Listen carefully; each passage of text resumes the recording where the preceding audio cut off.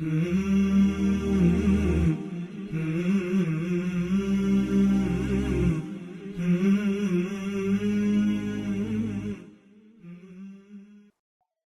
علیکم ورحمۃ اللہ وبرکاتہ۔ معزز ناظرین، محترم سامعین، مشرکین مکہ کی طرف سے صحابہ کرام پر مسلسل ظلم و ستم کیا جا رہا ہے، جس کے کئی ایک واقعات نمونے کے طور پر پچھلی ملاقات میں ہم نے آپ کے سامنے بیان کیا۔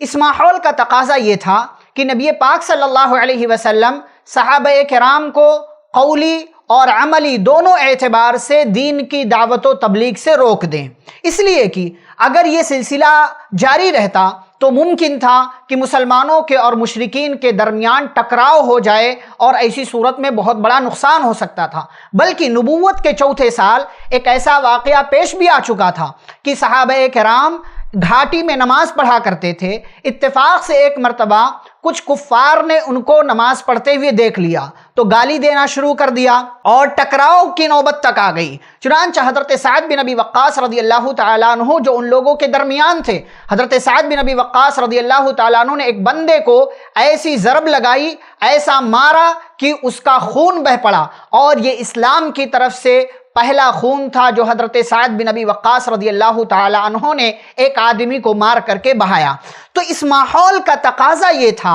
کہ آپ صلی اللہ علیہ وسلم روک دیں۔ چنانچہ آپ صلی اللہ علیہ وسلم نے صحابہ کرام کو علل اعلان قولی اعتبار سے، عملی اعتبار سے، یعنی زبان سے بھی اور بدن سے بھی دین کی دعوت و تبلیغ کرنے سے روک دیا۔ لیکن آپ صلی اللہ علیہ وسلم مسلسل اس راستے پر لگے رہے، کیونکہ مشرکین مکہ ڈائریکٹ آپ پر حملہ نہیں کر سکتے تھے یا آپ کو قتل نہیں کر سکتے تھے، اس لیے آپ صلی اللہ علیہ وسلم عبادت کا کام بھی کرتے رہے اور دین کی دعوت و تبلیغ بھی کرتے رہے۔ صحابہ کرام آپ صلی اللہ علیہ وسلم کے بتائے ہوئے طریقے کے مطابق، آپ کے حکم کے مطابق چھپ چھپا کر یہ کام کیا کرتے تھے۔ اور پھر نبوت کے 5ویں سال آپ صلی اللہ علیہ وسلم نے حضرت ارقم بن ابو الارقم رضی اللہ تعالی عنہ کے مکان کو صحابہ کرام کے، مسلمانوں کے اجتماع کا مرکز بنا لیا، کیونکہ ان کا مکان یہ مشرکین مکہ کی نگاہوں سے دور تھا اور تھوڑا آڑ میں تھا، اس لیے آپ صلی اللہ علیہ وسلم نے ان کے گھر کو اجتماع کا اور عبادت کا مرکز بنا لیا۔ نبوت کے 5ویں سال کے دوران ہی ظلم و ستم میں اضافہ ہو گیا۔ نبوت کے چوتھے سال کے درمیان سے یا اخیر سے ظلم و ستم کا یہ دور شروع ہوا تھا، اور نبوت کے 5ویں سال پہنچتے پہنچتے اس میں تیزی آ گئی، اس میں شدت آ گئی۔ اور پھر اسی دوران اللہ رب العالمین نے سورۃ الکہف کا نزول بھی کیا، جس کے اندر اللہ رب العالمین نے مختلف پیغامات دیے۔ ایک اہم پیغام یہ تھا کہ یہ زمین اللہ کی ہے، یہ دنیا اللہ کی ہے، اور اللہ جس کو چاہے اس زمین کی خلافت عطا کر دے۔ اور پھر اس کے بعد سورۃ الزمر کا بھی نزول ہوا، جس کے اندر اللہ رب العالمین نے پیغام دیا، وَأَرْضُ اللَّهِ وَاسِعَةٌ، اللہ کی زمین کشادہ ہے، لہٰذا جہاں جاؤ رہو، اللہ رب العالمین کی زمین بہت بڑی ہے۔ چنانچہ پیارے نبی صلی اللہ علیہ وسلم نے ایک فیصلہ کیا، اور اس فیصلے کے پیچھے وجہ یہ تھی کیونکہ صحابہ کو ستایا جا رہا تھا، اور آپ صلی اللہ علیہ وسلم کو دوسری طرف حبشہ کے بادشاہ نجاشی کے تعلق سے،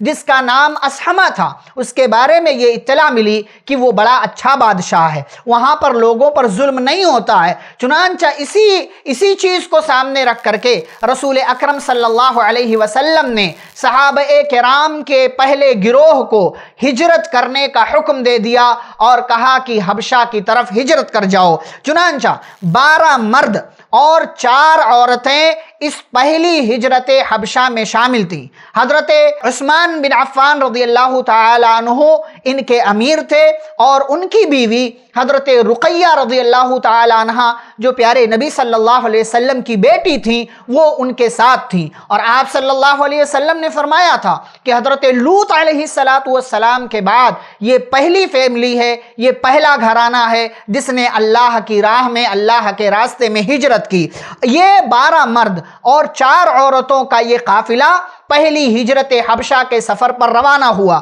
رات کی تاریکی میں یہ لوگ چپکے سے نکلے۔ رات کی تاریکی میں چپکے سے نکلنے کے پیچھے وجہ یہ تھی تاکہ مشرکین مکہ کو خبر نہ ہو، اور ان کا رخ، ان کی توجہ بحر احمر کی درگاہ شعیبہ کی طرف تھی۔ وہاں پر یہ لوگ پہنچے اور اتفاق دیکھیے کہ دو تجارتی کشتیاں جو بالکل جانے کے لیے تیار تھیں انہیں وہاں اس بندرگاہ پر مل گئیں، اور یہ 12 مرد 4 عورتیں یہ اس کشتی میں سوار ہو گئے اور ہجرت حبشہ انہوں نے کر لیا، حبشہ کے سفر پر نکل پڑے۔ ادھر مشرکین مکہ کو خبر ملی لیکن دیر سے ملی، لیکن وہ ان کے پیچھے بھاگے، لیکن جب تک وہاں پہنچتے کشتیاں روانہ ہو چکی تھیں اور ان کے ہاتھ ناکامی آئی۔ اس طریقے سے یہ 12 مرد 4 عورتوں کا قافلہ پہلی ہجرت حبشہ کے سفر پر روانہ ہوا اور بحفاظت وہ حبشہ میں پہنچ گیا۔ اس کے بعد کیا ہوا، پھر یہ واپس کب آئے، کیا ہوا ان کے ساتھ، آگے آپ صلی اللہ علیہ وسلم کے ساتھ کس طریقے کا معاملہ